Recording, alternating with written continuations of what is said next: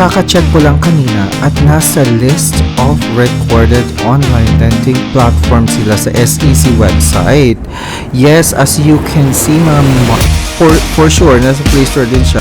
Mga mima, bakit nandito pa siya? Bakit nag-ooperate pa siya? Siya ba talaga ito? Yan ang ating aalamin sa videong Itachi Warrior sa bago nating hihimay-himayin na Ola. Yes, kilala niyo na siya. Meron siyang kapatid na talagang sikat na sikat when it comes to harassment. Talagang paldong-paldo siya sa mga harassment na yan. Kapatid niya yung pinaka-famous na Ola. Siya yung epitome of harasser. Well, kilala nyo na siya kasi kapatid nga siya ni Mocha Mocha. Siya ay si Quickla. Yes, never heard. Sa mga baguhan pa lang dyan sa ating channel, baka naman pa-subscribe sa ating channel. I-click mo na yung subscribe button. Subscribe button. Kung nakikita mo Itachi Warrior, ito yung bell na tinatawag. Pag-click na rin yan para every time na magkakaroon tayo ng bagong video, kayo ang unang makakapanood. Kasi nga, notification bell yan mga memorya. So, hindi lang si Quickla ang kapatid ni Mocha Mocha. Marami sila actually. Pero, there was a time na na-revoke na siya. Marami na siyang complaints from borrowers na talaga naman ang jajaras tong si Mocha Mocha, pati yung mga kapatid niya kagaya ni Quickla, ganyan-ganyan. Meron pa si Peso Buffet, kung naalala niyo. Pero up until now, nasa ano pa rin siya, App Store at saka Play Store. And kaka-check ko lang kanina at nasa list of recorded online lending platform sila sa SEC website. Yes, as you can see mga memorya, ito ang website ng SEC. So pagka-check ko dito, under pa rin siya ni Copperstone Lending Inc. Diba ang mga kapatid niya si Peso Forest, Poco Cash, Blue Peso, Mocha Mocha, Peso Buffet, Load Cash at Quickla, o diba? Tapos may sinasabi dito nung July 6, 2021 and August 5, 2021 na-orderan na siya ng revocation. Pero na-lift siya. Ay, wait lang. Itong date ng July 6, 2021 was actually date of Form 1 submission. Hindi ko alam kung ano yon, pero i-search nyo na lang. Tapos, ang sinasabi dito, order of revocation was lifted under SEC NBank case number 6-24-545 dated January 8, 2025. So, ibig sabihin, napawalang visa yung revocation. Kaya nag-ooperate pa rin siya mga mima. Pero ang alamin natin, siya ba itong nakikita ko ngayon sa App Store? Kasi, when I check the App Store, I'm not sure kung nasa Play Store siya. For sure, nasa Play Store din siya. As you can see mga memorya, sinasabi niya dito, Quickla-Loan App Philippines.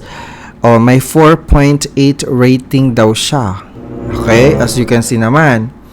And then, ito yung mga sinasabi niya, compliant loan service. Apply for loan amounts or high amount loans with one click. No hidden charges. Yun yung sinasabi. Tapos maximum loan amount na ino-offer niya as per dito sa App Store, ang sinasabi niya dito is 84,000 pesos. Interest and fees compliant. Sabi niya ganon. Okay, minimalist authentication process. Simple process lang daw siya. So, ibig sabihin, konti lang yung mga impormasyon na kinukuha niya. Yun ang sinasabi niya, ha.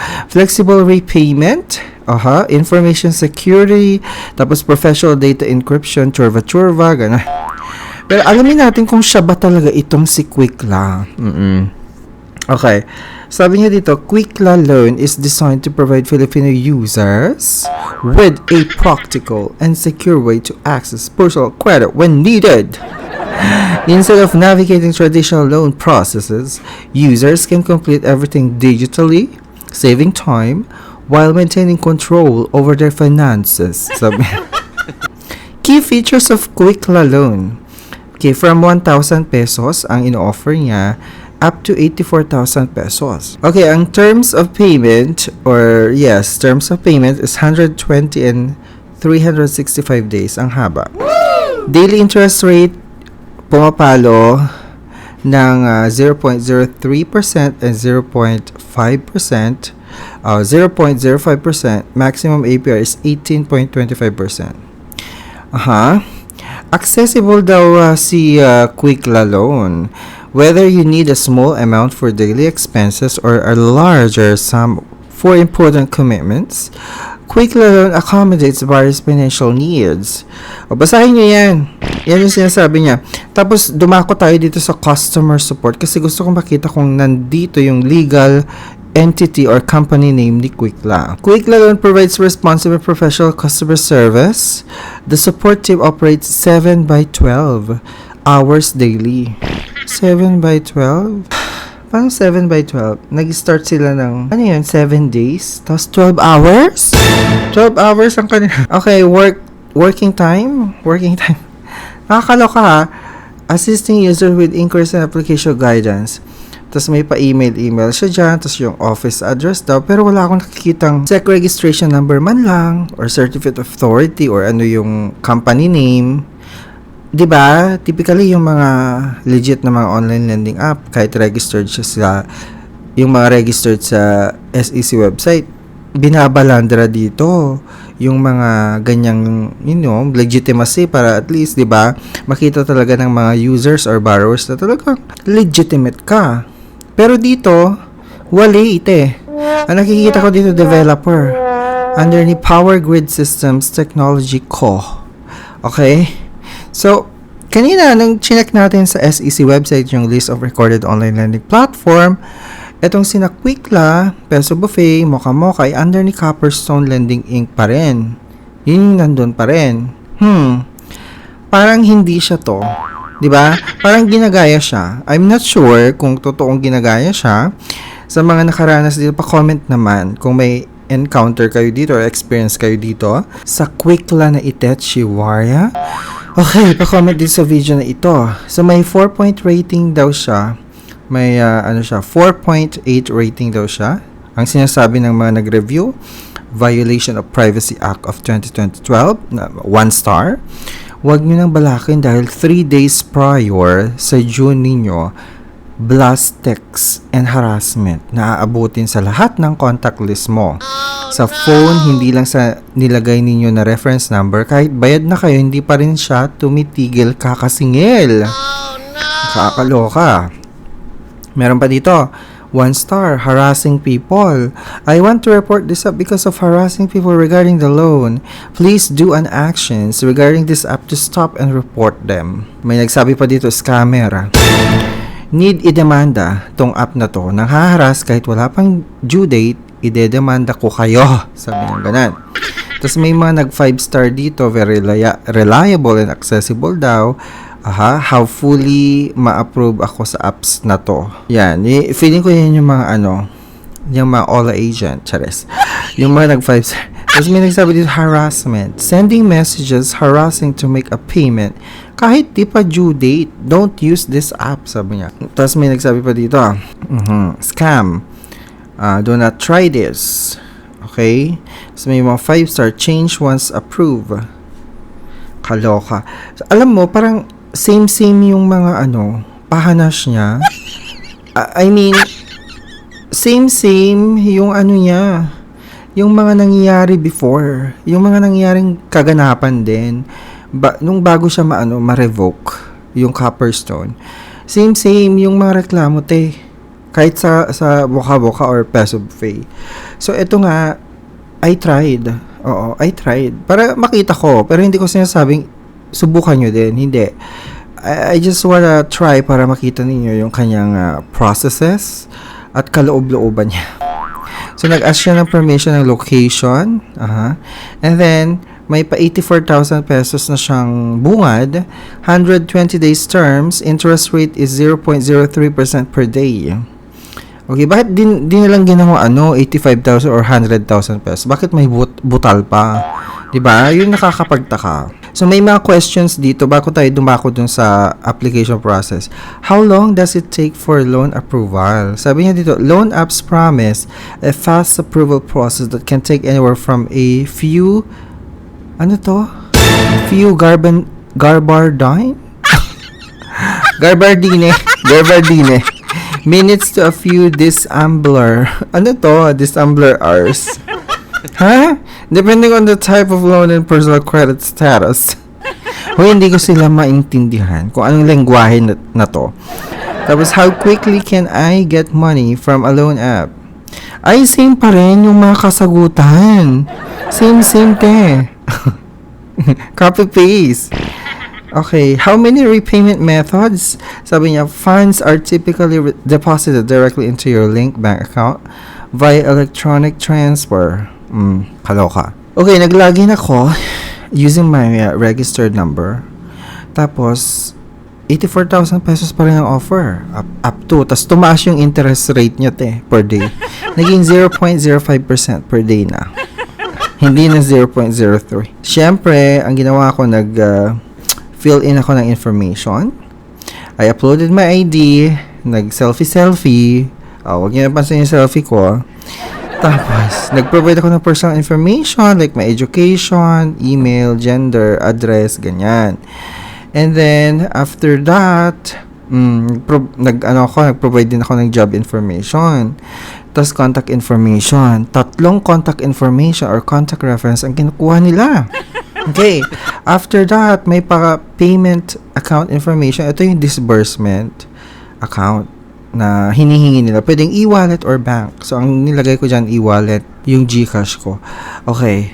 Pero, ito na nga yung plot twist. Nag-next ako dyan. And then, pagka, next ko, 2,000 pesos ang bumungad sa akin. Okay. Hindi pa siya approve. Ito lang yung parang limit na binigay sa akin. Tapos may loan term na 7 to 120 days. So, 7 days up to 120 days. Okay. Interest rate is 0.05% per day. Now, when you check the details, okay, 2,000. No? Let's say, for example, kukunin ko lahat yan, 2,000. May processing fee siya na 667. Tapos may total interest fee siya na 13 pesos. Tapos meron pa siyang tinatawag na risk control service fee, 120 pesos. Kakaloka. So ang payment due date ko is June 14. Today is June 8. So 7 days lang siya. Tapos wala nang ibang payment term or payment period. Isang beses lang, 7 days lang talaga. Wala siyang ka-plan or any installment. Diba, usually yung mga ganitong ola nag-offer pa ng installment. Pero si Quick Latte, wala Okay, so yung 2,000 na uutangin ko, hindi buo. Ang daming kaltas. Processing fee, total interest fee, risk control service fee. So magkano lang marireceive ko? Compute nga 2,000 minus. Okay, ilas natin. 2,000 less 667 na anong fee ito? Processing fee. 667 na processing fee less 13 pesos na total interest fee less 120 pesos na risk control service fee. So, ibig sabihin, 1,200 ang aking makukuha na lang. So, 800 agad yung fee. Yung total fees na babayaran ko or madededuct dito sa principal amount. Oh, no! 1,200 na lang ang net proceed Nakakaloka. Pero ang question dito mga Mima, quick lang nga ba ito? Kasi wala siyang sinabi dito na legal name na under siya ni Copperstone Lending Inc. So sa mga dyan, curious at saka nagtataka din, pa-comment naman. Baka may alam kayo or may idea kayo kung siya ba talaga ito? Comment na sa comment section mga Mima. Well anyway, sa mga interesadong mag-apply sa mga legitimate or kung kailangan nyo ng alternative cash loan na mapagkakatiwalaan, maaasahan, hindi nang jajaras, legit, kung legit, kasi SEC registered, CIC accredited, at hindi mo na kailangan ng ganitong app, you may want to check yung nasa description ng video na ito. I-check mo, may mga listahan ako ng mga legitimate mga online loans dito. So, kung may mga napupusuan kayo, if you need an urgent cash loan, kasi they are good as emergency cash loan, you may want to consider them. But again, before applying, you have to still read the terms and conditions and huwag kakalimutan maging responsableng jutangera. Anyways, maraming salamat mga Mima sa pagtutok ngayon. Ano sa tingin nyo? Sa quick class, siya ba talaga ito? Pa-comment dito sa video na ito. Until our next video, maraming salamat. Mag-iingat kayo sa mga fly-by-night.